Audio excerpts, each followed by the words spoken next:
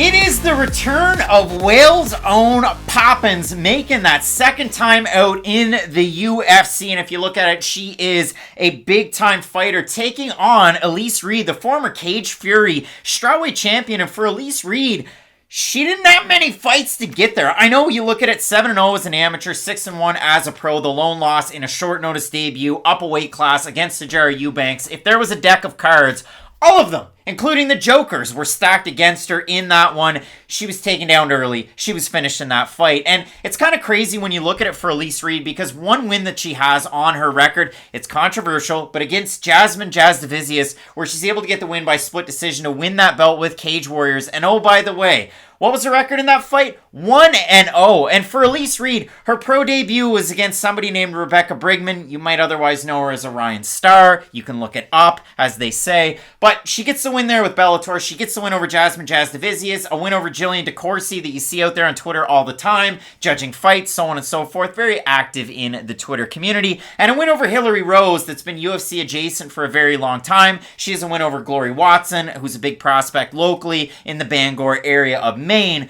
But for Elise Reed, once more, the deck was really stacked against her in her UFC debut, taking on Sijara Eubanks, who at one point was just the heir apparent to the throne until the weight cutting issues, which has been a career issue. So for Reed, if there's a conductor of the Sijara Eubanks hype train, Craig, I can take it from here. Because, hey, I thought it was irresponsible for them to make Elise Reed fight Sijara Eubanks. I remember saying that in the prediction video. Like, this is going to be a bad one, guys. Like, I know Sijara Eubanks isn't what we thought she was going to be coming out of The Ultimate Fighter. There was very high expectations for her. She was going to fight Valentina Shevchenko in the main event of Madison Square Garden. Like, that's the type of fighter Sijara Eubanks was. And Elise Reed had no business being in there with her whatsoever. But that's why it'll be really nice to see her sort of have this reset down at strawweight against someone like Cory McKenna, who in her own right is a very interesting prospect, because any fighter under the age of like 24, it feels like you are going to learn a lot about them every single time they step into the cage. And like you had mentioned to start this video, Cory McKenna's taken a long time off since her last fight. And when you are as young as she is,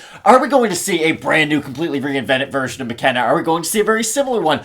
I really do think that there's a massive room for growth and opportunity in Cory McKenna's career, because for someone who's as young as she has shown a very strong foundation in mixed martial arts, and I do feel like she has a great foundation to build upon. Now, there's a lot of different ways we can go about this one. Obviously, we want to give McKenna her shine. I want to give Elise Reed her shine as well. She's a third-degree black belt in Taekwondo. You see a lot of kicks up the middle for Elise Reed. She really tries to pry her opponents off her that way, go side to side. She has great movement on the feet. You love to see it. And a lot of her opponents tend to just chase her around the cage. She's able to really implement the strike and get the win. She went to military college. She served in the Iraq War. She served in Kuwait. She teaches courses in the military. Elise Reed has a very, very interesting background. She owns her own gym at Kickside Martial Arts. You love to see that out of Reed, who, again, in her own right, under 30. The impressive 30 under 30, Elise Reed is in that category. To quote Jay-Z, I'm not a businessman. I'm a business man. And Elise Reed is definitely of that ilk. But for Cory McKenna, this is kind of the crazy thing. And you have to consider this when you look at this fight, because McKenna is a sizable favorite. Her last fight was on the RDA Paul Felder card. And for RDA, he took a year and 3 months off, and he looked like a bat out of hell. For Cory McKenna, she takes a year and 3 months off. Now, she was booked in fights in between, and that much is true. But the trouble is, and I listened to her interview from the All-Star with JHK, and this was it. 4-month recovery time. She was booked with Emily Whitmire last year. The 4-month recovery time due to an accumulation of damage seemed like a little bit in training, and she had concussion issues. So she's been cleared for the last 5 months to compete, but it was hard to get a fight. And when I look at that for a young fighter, again, good to build some foundational building blocks over with Team Alpha Male, the new adopted gym. She's the second fighter from Wales that I've seen at least recently train there. Mason Jones, the other. So for Cory McKenna, great training partners over there. There's quite a few big ones that I've seen on her Instagram. Macy Barber's one, Sarah McMahon's another, but another two. Yan Xiaonan, you're going to work out some of your striking there. And my gal, Vina Janjidova. So you love to see that there. Vina making it tricky over at Team Alpha Male. So for Poppins, again, you go back to the fight that she had against Kay Hansen. I thought Hansen won the first round and the third round. It ultimately was a very close fight. MMA decisions 3 had at 30-27 Hansen, 11 had at 29-28 Hansen, 2 had at 29-28 for McKenna. But again, known for her grappling, really speedy 1-2. Striking defense, she can just kind of leave her hands there and her head on the center line and get struck. So it makes you worry against somebody like Elise Reed, who... No, she struggled on short notice against Shajara Eubanks. Eubanks grappling at 125 is a lot different than McKenna at 115. But when it comes to this fight map, before I hand it over, I bring up the odds. McKenna open a minus 180. She's minus 230. Elise Reed open a plus 135. She's plus 183. We'll talk about the Tapology votes late. I like McKenna in this fight, but the odds kind of scare me off, and the public going towards McKenna, again, just due to the inactivity, concussion issues, so on and so forth. I know she's been cleared for a long time, and there's those room for improvement, but the striking defense just leaves a little bit to be desired.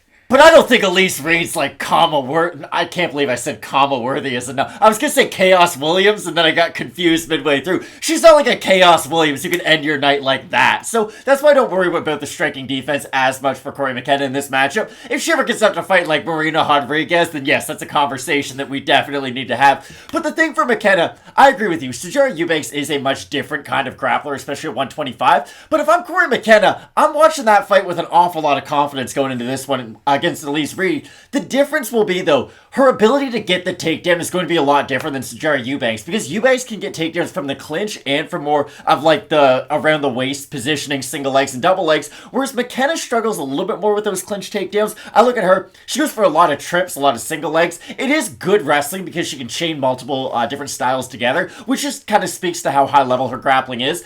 But I really do think that if McKenna can get her to a set position on the ground. Now, could Reed hit the ground, immediately pop back up? Yes, we see it all the time in fights. But if McKenna can establish that top position, I really do think she's the vastly superior grappler. And the thing is, she may have improved a lot since the last time we saw her. Like, I really do believe that. She was a good prospect when we first saw her over a year ago. And she has had a lot of time to improve with one of the best gyms in the world. And you're right, I worry about the concussions and all that a little bit. But it's kind of like going back to the Bryce Mitchell fight. Like, you had said it when you switched your pick. You were like, I'm going to regret doing this. But that bruise does worry me a little bit. And every now and then it comes back to bite you. So I think Cory McKenna, if the concussions aren't an issue, I really do expect her to get a win. But this is the curious thing, I guess. For Elise Reed, do you think she's in like the same category of McKenna as like we're trying to be prospects right now? Or do you think McKenna is they're trying to push her right now? They're trying to give McKenna a good opportunity, close to home, the Wales, the London connection there. But when I look at this one, it's tighter to me than that line might suggest. So again, when you're talking about fighters who are somewhat young in their career, 4-1, 6-1, you have a fighter coming off a long layoff, the injury, so on and so forth. Again, I know she's been cleared for a long time. It still does scare me. Tapology votes. Wow. Holy smokes, 497 total votes. I'm not leaving it up to a surprise. 94% McKenna, 84% by decision. I do think McKenna can get the win here, and I do think that this fight could go long as well. Again, a decision against Vanessa Demopoulos, where McKenna had some good opportunities in striking, actually, in that fight. Made the grappling very competitive, and that is Demopoulos' world. For Reed, can she defend the takedowns? We're going to find that out this weekend, but both of us in agreement with Wales' own here, Poppins, eh? Yes. Both of us going with Poppins to get the win. Will she have it popping on Saturday? I don't know, but a big time fight coming up this weekend and a big time cards. Keep locked in with Fight Night Picks. We always say, let's get into it.